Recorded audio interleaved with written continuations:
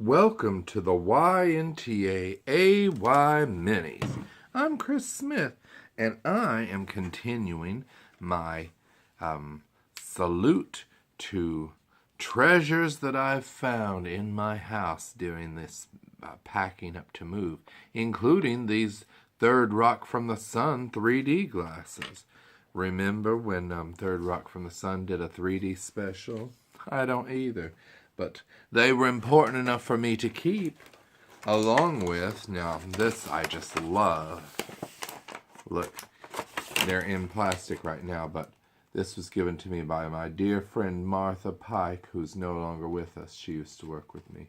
And it's all these people running and screaming. Isn't that amazing? I might put them on display and have some sort of giant monster chase after them. Wouldn't that be fun? And, okay, this is something from my childhood. There were these two, I guess you could call them paintings, of a matador. And what's a girl matador called? A matadee. Anyway, they hung over my playpen, my bassinet, in the TV room when I was a little baby. And I think they were hanging there for years. My mother said sometimes I would look up at them and laugh, and other times I would look up at them and cry. And I remember that this little bull's horn always would remind me of a snake. When I was a child, I loved snakes. I mean, I didn't want to marry one or anything, but I was fascinated by snake pictures, and I could name all the snakes. Speaking of fun memories that my mother is involved in, when I was a little child in junior high, I had this little pencil top called Mr. Applehead, and he married Miss Peach, and then she became Mrs. Applehead. Well, one day Mrs. Applehead, not pictured here, fell off the pencil and disappeared, and we searched and searched all over Chatteroy Junior High School, and we never found her. Well, when I got home, I was telling Betty how sad I was about that Mr. Applehead didn't have his wife anymore. And she produced this apple core and was like, "Would he like this apple core?" And this is a little plastic apple core that was on a necklace. Well, it made me laugh so hard, and Mr. Applehead did end up with this apple core, who taught him how to go on after the loss of his wife. Speaking of back home, look what I found. I had gotten this transcript of when Oprah came to our town because of the Mike Cisco, the gentleman who had AIDS, went swimming in the pool back home. That's a whole other mini. We'll talk about that.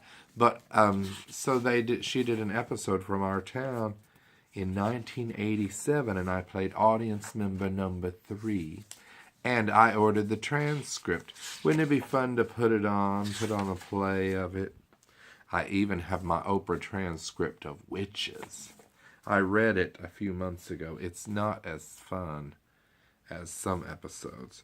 Oh, look, here's the Buffy the Vampire Slayer DVD of Once More with Feeling, the musical episode. And this had come in, I think, Variety on the day that the gunman came and tried to shoot me. And when I fled for my life, the big thing that when I got home, I was like, oh, I wish I'd brought that DVD with me. I think it's a DVD and not a CD. Yes. Well, anyway. This is funny. Look what I found. Here's this girl that used to work with me. And when she left the company, I wrote, and under odd circumstances, I wrote, "Do not let her in.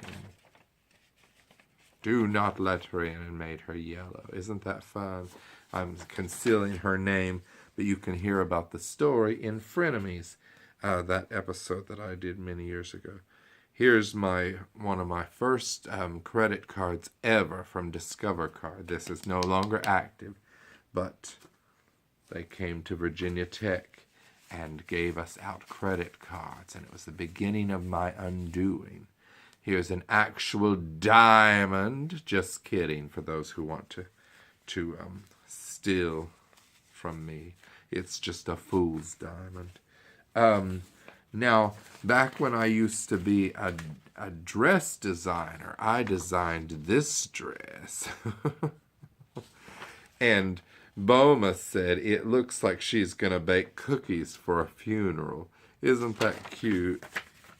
And then here's a maternity outfit and that I designed. It says, swollen arms from my pregnancy. Comes with long sleeves as well. Isn't that darling?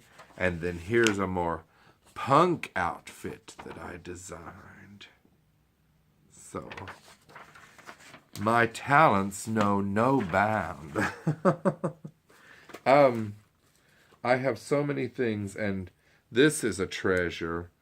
This is a bunch of chopsticks who were gathered for their the wedding of Marcus, and Marcus married a straw, and see, you can see her face barely. The light is reflecting on it. This is Sheila, and yes, they had an interracial marriage, which was very successful and still is to this day. And this is all of their family members who came. Here's one of Sheila's straw family members, and there's a lot of chopsticks.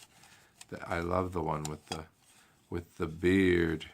Where is he? And the mustache, and here's the one with the beard. I mean, how could I part with such treasures? Here's one of my favorite books that I used to read to the children in the mailroom, and this is sort of weird, but Suicidal Thoughts. And I won't read any of them. That's a completely different mini. But, oh, look at this. I found a Wicked monkey that I had gotten when I went to see Wicked on Broadway. I didn't even know that I had this. Isn't that amazing? Was in my toy chest. And look at this straw, this orange straw that looks like a pelican. Oh, and I had all these, for some reason, I kept all these Broadway bags. Rock of Ages. We've got our Wicked bag right here. We've got a Guys and Dolls bag. Well, I mean, I can see why I kept them, but they didn't have anything in them. Now, this is the treasure. Taboo, the Boy George musical that Rosie O'Donnell produced. This was a little car that was in the mailroom in the Voodoo Shrine. And look at the two little paper people that are in it. Well, how do you part with something like this? That's just adorable. I'm having terrible times throwing things away, y'all. Look, here's my Passions credentials to get into the first Passions fan club event. And you're going to love this. When Steve Egga, who I called Steve Edgy, and I went to it one year, they put him as Steve Egg. Isn't that cute? And when I went to the thing one year, they even gave us this soap opera weekly that has the prom from hell. And look at this little promo thing that was there. Tabitha's lost her powers. Timmy's out of Martimmy's. What will they do? Doesn't seem like very big problems to me. Oh, look at this. Now that this guy is going to play Spider-Man, I know they won't reboot it again. This was from 2011. Oh, and look at this Entertainment Weekly with the Sex and the City girls on it. This is before we knew that Kim Cattrall didn't like Sarah Jessica Parker.